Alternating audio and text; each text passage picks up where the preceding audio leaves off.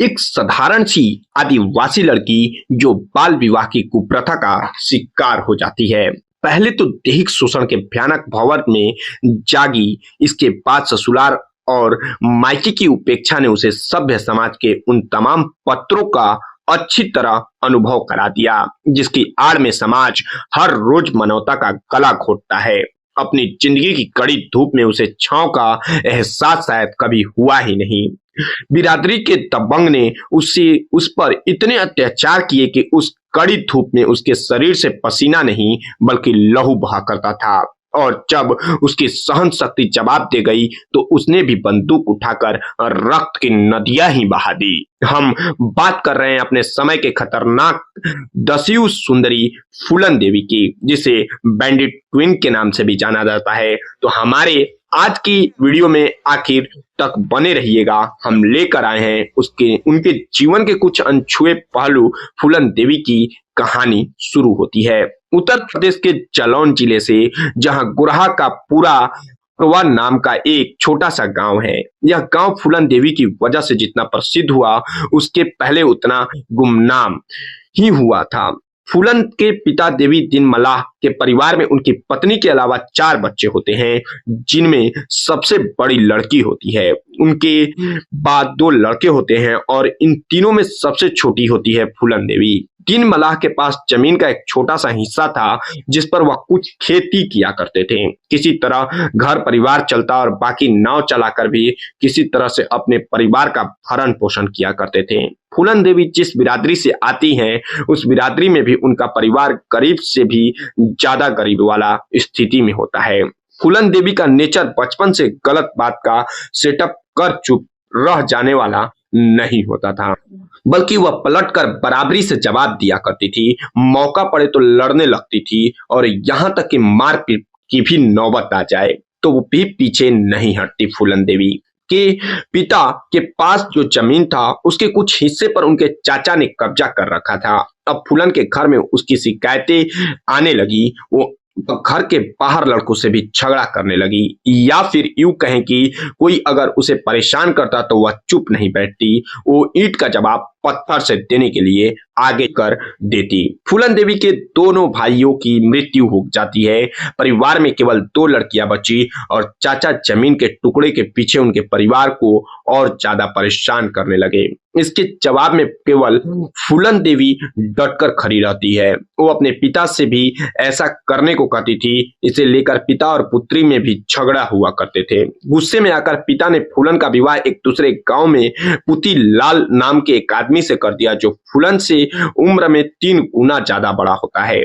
फूलन की शादी लगभग 11 साल में हो जाती है और उस समय उसके पति की उम्र 35 साल के आसपास थी। ये एक तरह का ऐसा कस्टम था जिसमें लड़की की शादी कम उम्र में कर दी जाती थी, लेकिन गौना बालिग होने पर किया जाता था। यानी लड़की को ससुराल तभी भेजा जाता था जब वो बालिग हो जाती थी, घर परिवार संभालने लायक हो जाती थी। लेकिन कहते हैं कि फूलन देवी के पिता ने उसका गौना नहीं किया था। उसके बावजूद पुती लाल ने उसके साथ शारीरिक संबंध बनाए, उसका बलात्कार किया। जब वो इन संबंधों का मतलब ही नहीं समझती थी तब इसे इन संबंधों के लिए बाध्य किया गया। इसके अलावा फूलन देवी के मायके वाले अक्सर फूलन को बिना गौना का ही ससुराल भेज दिया करते थे, जहां उसका शारीरिक शोषण हुआ करता था और वो वहां से बार बार भागकर वापस आ जाती थी। ससुराल से फूलन के बार बार वापस आने से उसके पिता भी परेशान हो गए,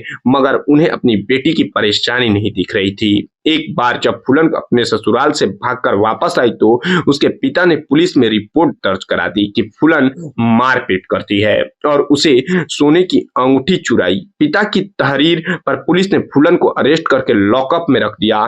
3 दिन तक लॉकअप में रहने के बाद कहा जाता है कि थाने के स्टाफ ने भी फूलन के साथ बलात्कार किया। फूलन के जेल से वापस आने के बाद उसके पिता ने उसे वापस ससुराल भेज दिया।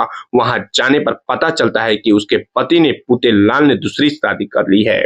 उसके ससुराल वाले फूलन के साथ एक बार फिर मारपीट करते हैं। इस बार सारे सामान के साथ उसे वापस मायके भेज देते हैं। अब फूलन ससुराल से भी लगभग अलग हो चुकी थी और पिताजी उसका साथ नहीं दे रहे होते हैं। अपने घर परिवार का ऐसा व्यवहार और पुलिस थाने में जो भी कुछ फूलन के साथ हुआ, इन तमाम बातों ने उसे भीतर से बागी बना दिया। इसके बाद फूलन का संपर्क कुछ ऐसे अनजान अजनबी लोगों के साथ हुआ जिन्होंने उसे एक अलग ही रास्ते पर चलने के लिए मजबूर कर दिया।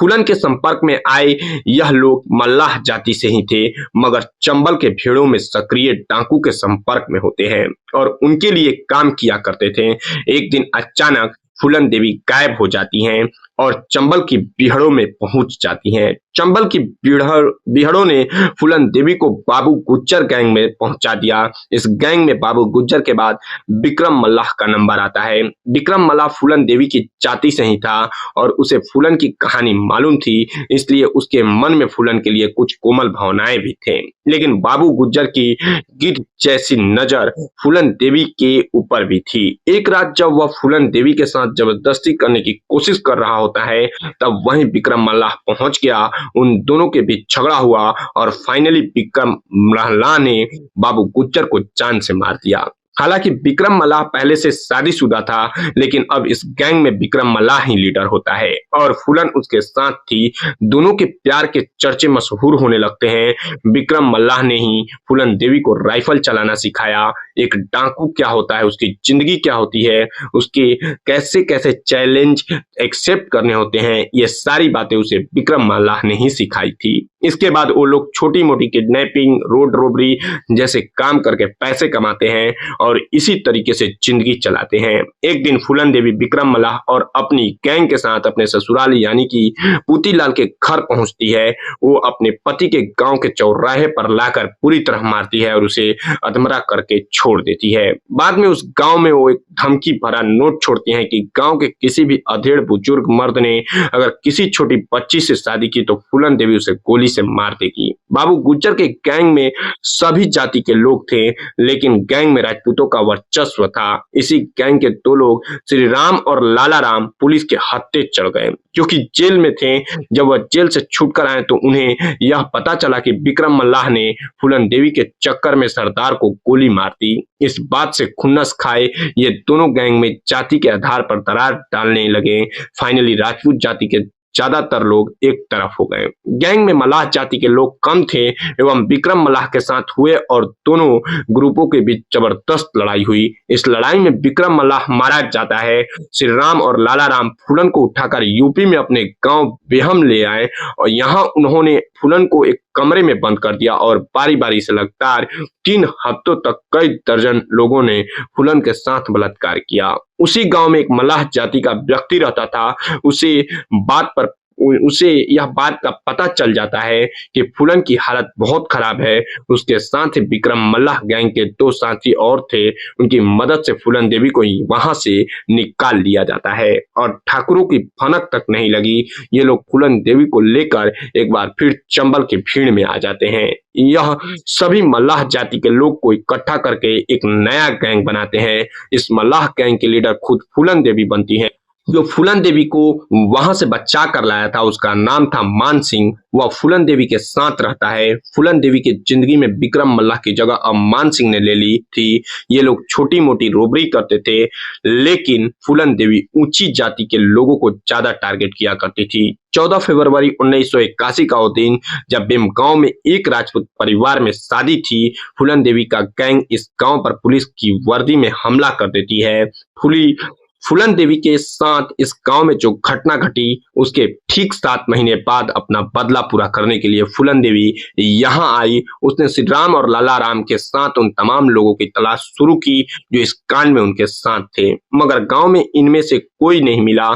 केवल 2 लोग ही फूलन देवी के पकड़ में आए थे। इसके बाद फूलन देवी ने शादी में आए हुए दूसरे राजपूत मर्दों को पकड़ा और गांव के चौराहे पर उन सभी को एक लाइन में खड़ा किया। शुरुआत फूलन देवी ने खुद की खुद की और उसके बाद उसकी गैंग के दूसरे लोगों ने मिलकर 22 राजपूतों को मौत के घाट उतार दिया। इस घटना को अंजाम देने के बाद फूलन देवी और उसका गैंग सुरक्षित वापस चला जाता है, लेकिन इसके बाद से पूरे देश में फूलन देवी का नाम घर घर में लिया जाने लगा। बेहम हत्याकांड में फूलन देवी को 10 से सुंदरी, जी हाँ दोस्तों, बदले की इंडिया ने फूलन देवी को बैंडिट क्वीन नाम दे दिया। उस समय दिल्ली में इंदिरा से कुख्यात डकैत पर होती हैं और यूपी में वीपी सिंह मुख्यमंत्री के तौर पर थे। इस चंबल की फूलन देवी के पद से इस्तीफा दे दिया। स्टेट की पुलिस फूलन, जिसे उसकी वह पकड़ में नहीं आ रही थी। मध्य प्रदेश के भिंड जिले के एसपी राजेंद्र कहा जाता है, अपने चतुर्वेदी अपने सूत्रों के जरिए फूलन देवी के संपर्क में थे और वह उसे सरेंडर कराने की कोशिश कर रहे होते हैं। प्रधानमंत्री इंदिरा गांधी ने पहल की कि बातचीत होनी चाहिए। फूलन देवी ने सरेंडर करने की इच्छा तो जताई, लेकिन अपनी कुछ शर्तें रखी। उसने कहा कि वह महात्मा गांधी और दुर्गा माँ की प्रतिमा के सामने हथियार डालेंगे, गैंग के किसी भी सदस्य को 8 साल से ज्यादा जेल में नहीं रखेंगे और जेल से निकलने के बाद उन्हें जमीन या प्लॉट देंगे जिसके आधार पर वह शराफत की जिंदगी जी सके।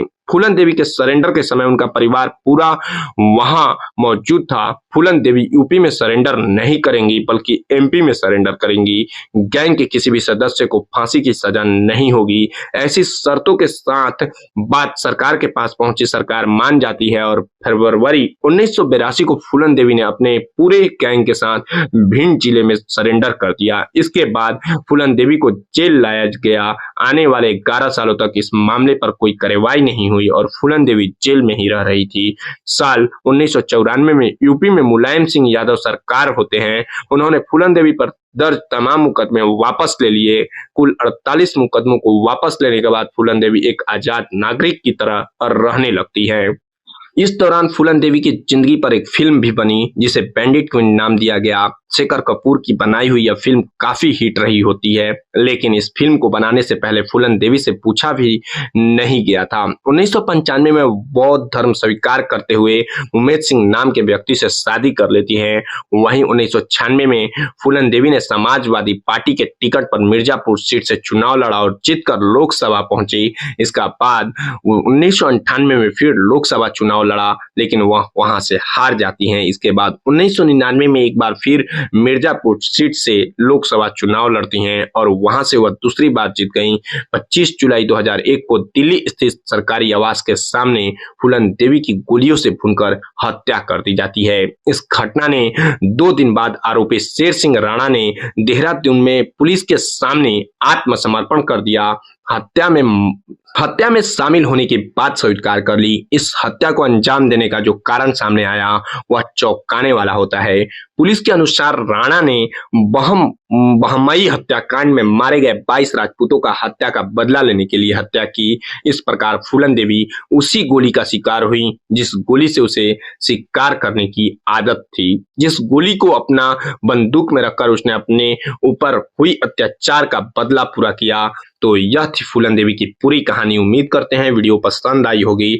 आप अपनी राय हमें कमेंट सेक्शन में जरूर दें। मिलते हैं फिर से ऐसे ही नई कहानी के साथ।